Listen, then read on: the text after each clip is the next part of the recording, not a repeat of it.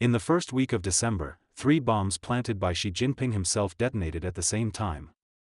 The Zhuang King of Guangxi, Lan Tianli, saw his entire family arrested. The highest-ranking mole inside the CCDI, Li Gang, was exposed as a promotion with illness candidate handpicked by Xi, and fire chiefs across 7 provinces fell in rapid succession, signaling the collapse of the emergency apparatus personally designed by Xi Jinping. 3 power lines that were originally unrelated, local resources, central-level personnel selection, and the grassroots safety net, all fractured in the same week. Is this a coincidence? Or is China's governance system entering a deeper phase of instability and imbalance? In this episode, we take you through the panoramic view Beijing least wants you to see. During the first week of December, China's officialdom appeared to detonate on 3 fronts simultaneously. Lan Tianli, the Zhuang King of Guangxi, was expelled from the party and public office, with his wife, son, and secretary arrested. Li Gang, the highest-ranking mole stationed by the Central Commission for Discipline Inspection, CCDI, in the Central Organization Department, was sentenced to 15 years in prison, and fire chiefs from 7 provinces and regions fell in rapid succession, signaling the potential collapse of the emergency governance system personally built by Xi Jinping. If you find these developments worth tracking, make sure to subscribe so you don't miss the next update.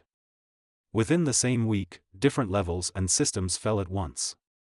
The question is whether these events were mere coincidence, or whether they signify that China's governance structure is entering a deeper stage of fracture. And share your thoughts in the comments. Do you think this is coincidence or systemic failure? On December 4, the CCP announced the expulsion of former Guangxi Governor Lan Tianli from the party and public office, and referred him for prosecution.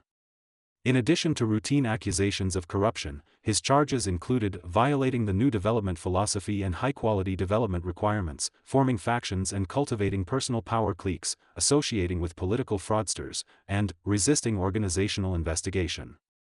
The phrase, forming factions and cultivating personal power cliques, meant that Lan established his own regional network of connections and power during his tenure, replacing institutionalized selection with personal loyalty, disrupting normal administrative operations. If stories like this help you understand how power actually works in China, please like the video to help others find it. Lan's downfall is highly typical in Chinese officialdom.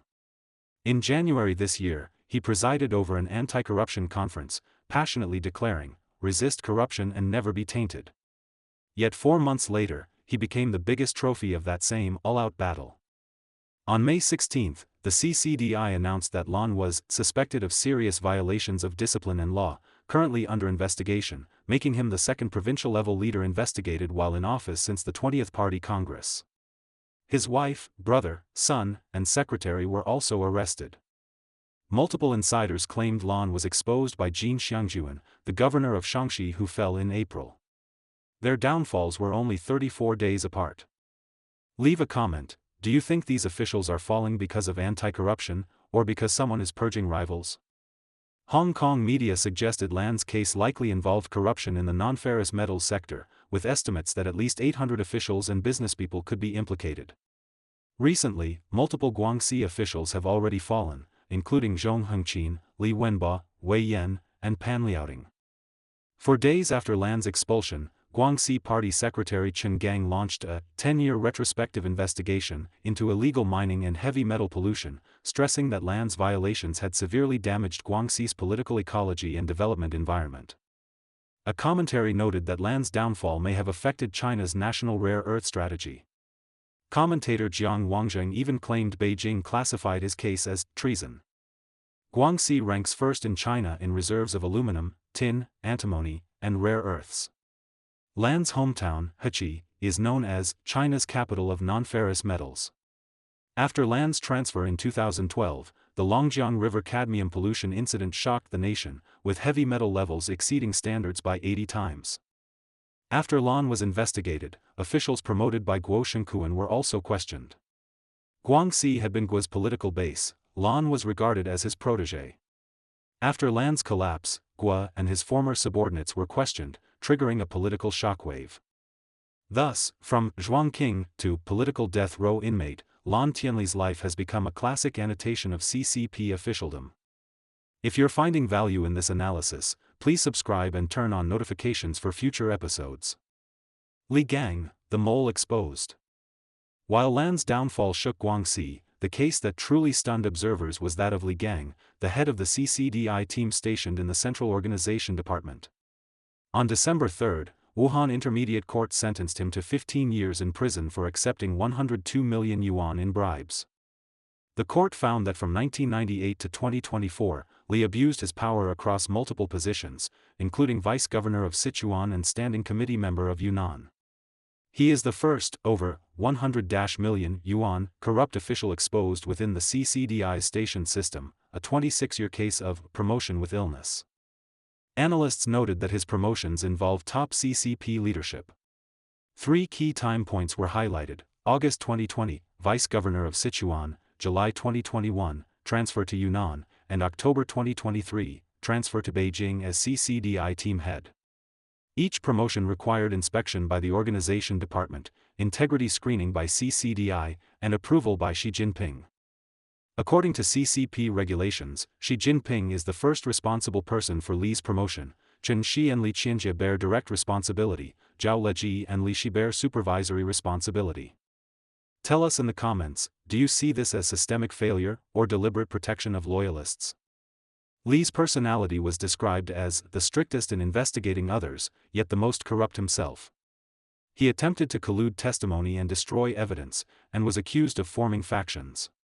More officials are expected to be implicated. Fire and corruption, Xi's emergency system collapses. If Lan's downfall exposed local corruption and Li's case revealed central-level fractures, then the crackdown in the firefighting system shows the collapse of China's frontline public safety infrastructure. In 2025, at least 7 provincial-level fire chiefs were investigated, including from Chongqing, Hunan, Yunnan, Zhejiang, Inner Mongolia, Ningxia, and Sichuan. Yunnan became the epicenter.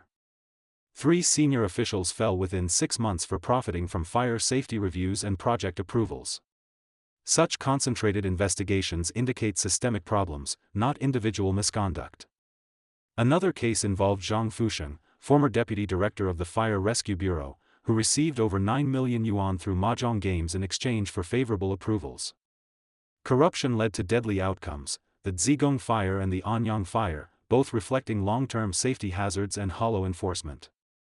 If you believe independent reporting on public safety matters, please like and share this video. Systemic collapse. In the first 3 quarters of 2025, 90 provincial ministerial officials were investigated, exceeding last year's total. 47 officials in Q3 alone set a record. From Lan's local resource corruption, to Li's central promotion black hole, to firefighting enforcement transactions, these cases outline the landscape of CCP corruption.